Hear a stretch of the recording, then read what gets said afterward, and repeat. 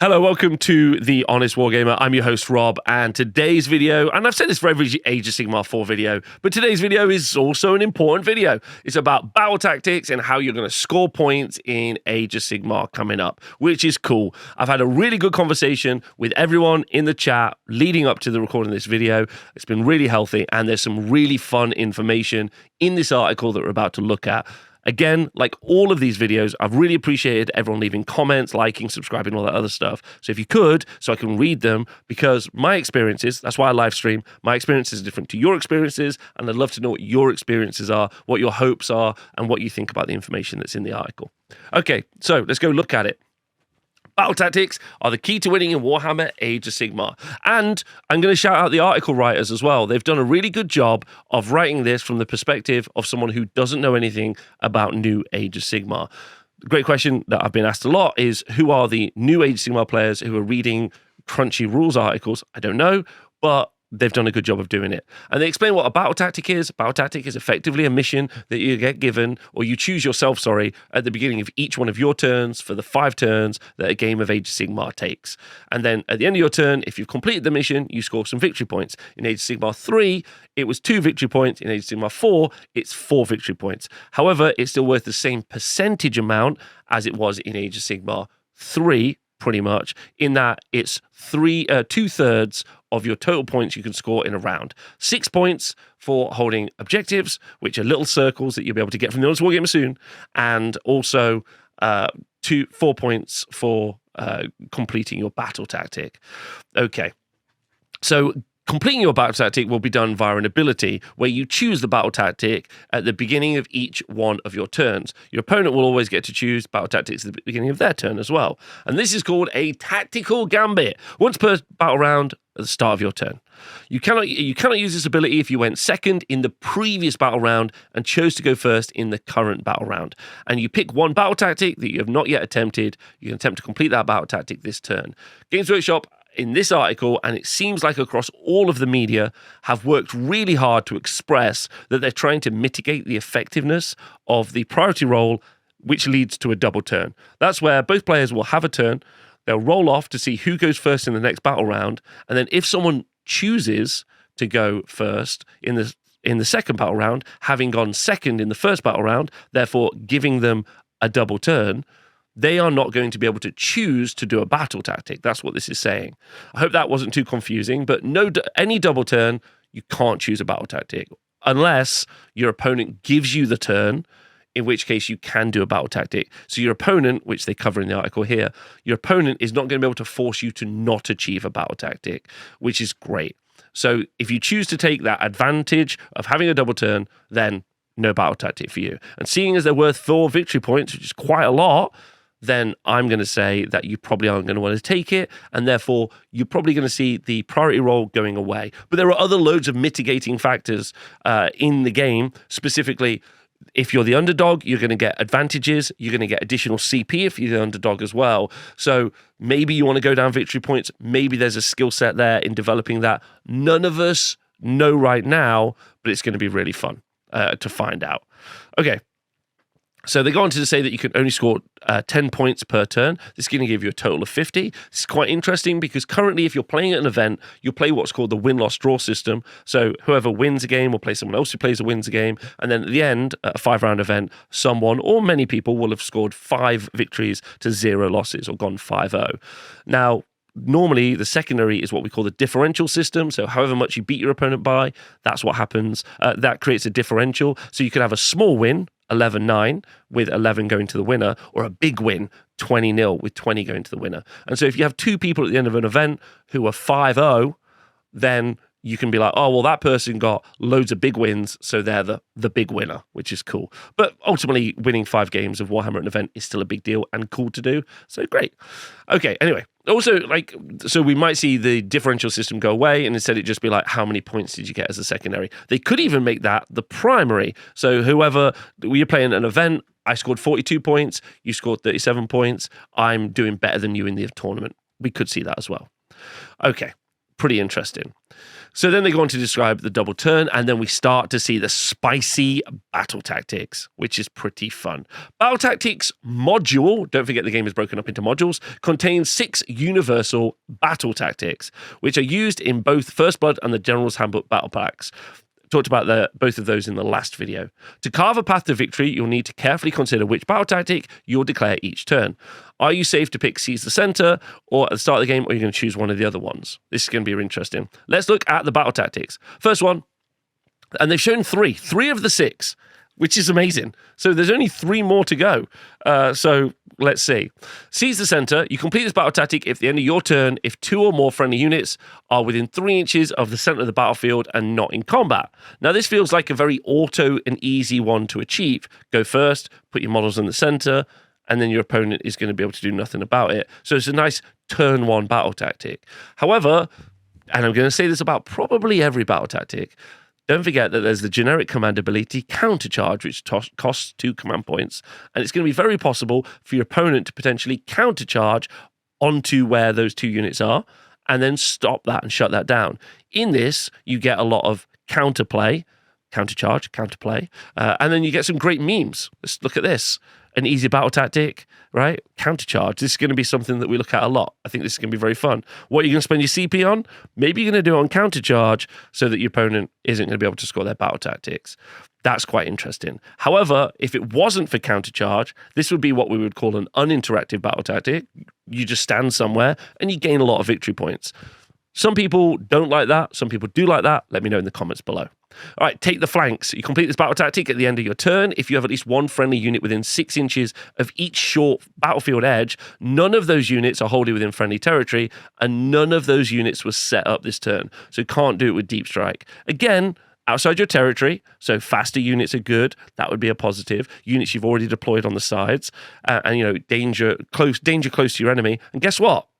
I'm going to show the meme one more time. They might countercharge. Okay, and also any YouTube comments which say, yeah, but what about countercharge? But again, that is a mission with battle tactic where you are not engaging with your opponent. You are just moving models. And if you go and watch my last video, it very much feels like the game is trying to play the game for you. And scoring is one of the ways in which it's doing that. And that is a good kind of tutorial game system for Age of Sigmar. This is basically giving you a guide on where to put your models, and that is going to be really good for new players. Slay the Entourage. Pick a unit in the enemy general's regiment. Complete this battle tactic if that unit is destroyed this turn. This is good because this is actually an engaging battle tactic.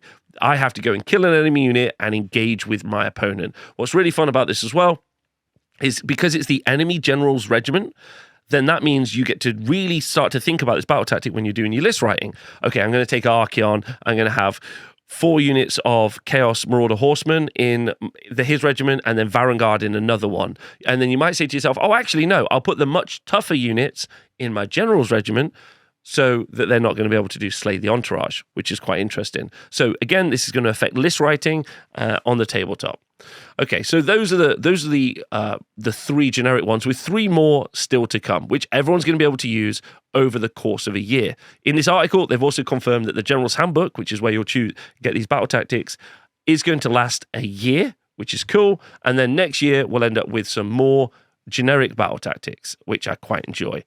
Okay, so then it goes on to talk about battle tactics that you can find not in the General's Handbook, but instead, or they might be in the General's Handbook actually, but specifically, they are no longer faction-locked battle tactics. And this is a brilliant change to Age of Sigmar. In Age of Sigmar 3, what would happen is you would have the generic battle tactics like we currently have seen, and then in your battle tome, you would have battle tactics that would only be applicable to your army. Instead, they've changed that. Instead of being to your army, it's to your Grand Alliance. There are 4 Grand Alliances in Age of Sigmar. There's Order, there's Chaos, there's Death, and there's Beast of Chaos on the side. Destruction, although Kragnos is there, which is odd. And not Godrak, which is even weirder.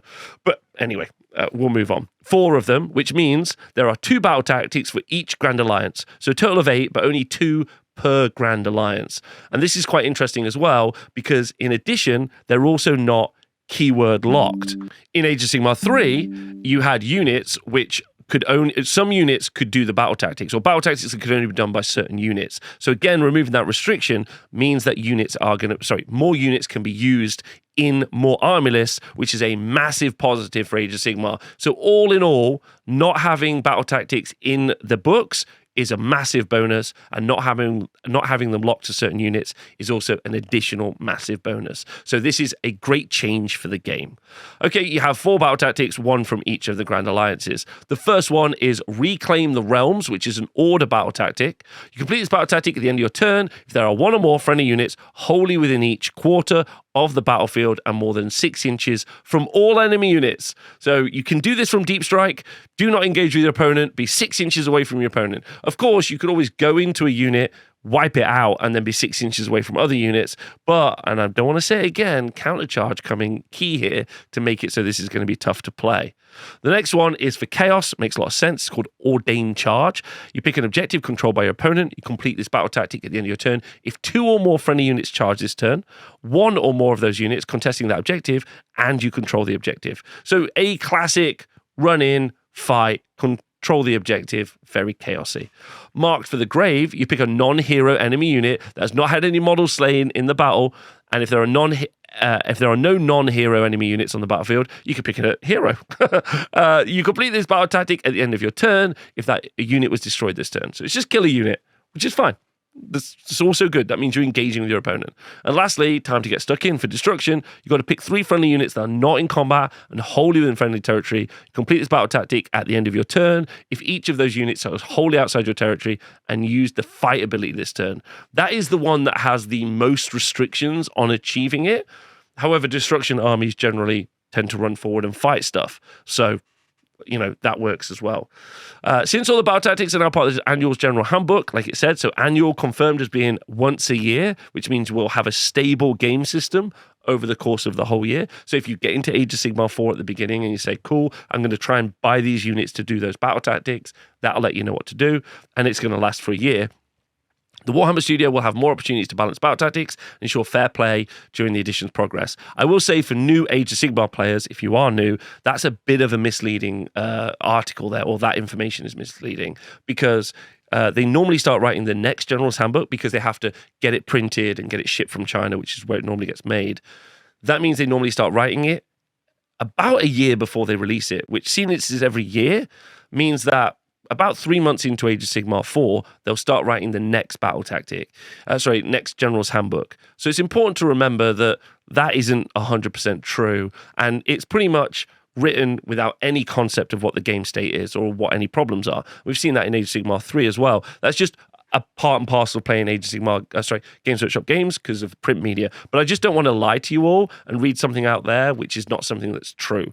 So just be aware of that. I don't want you to, and also don't forget your General's Handbook's only going to last a year, so maybe just get a picture of it from your friends.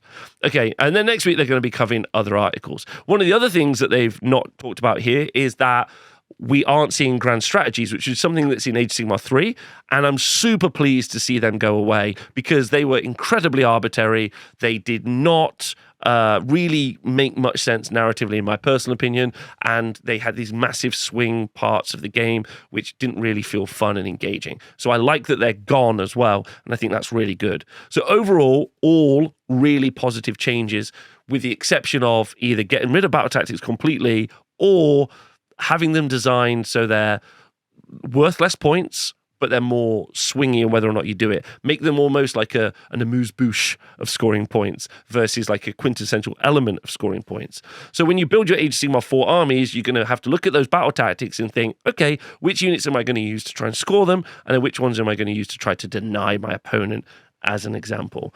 And I think Countercharge feels even more clutch looking at this. I haven't said this yet in these videos, but it feels like it's the big guy edition.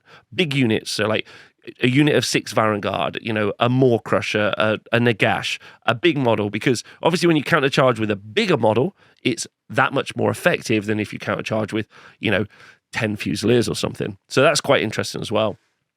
I think all positive changes, and I probably should have said this at the start of the video, but I'm really excited about Age of Sigmar 4, and I think Age of Sigmar 4 is going to be a really fun game, and I'm going to make a video about the top 5 reasons Age of Sigmar 4 will be a fun game.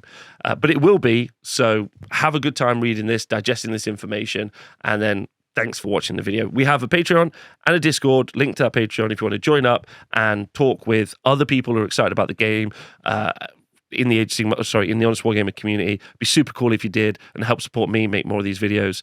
Thanks very much and see you soon.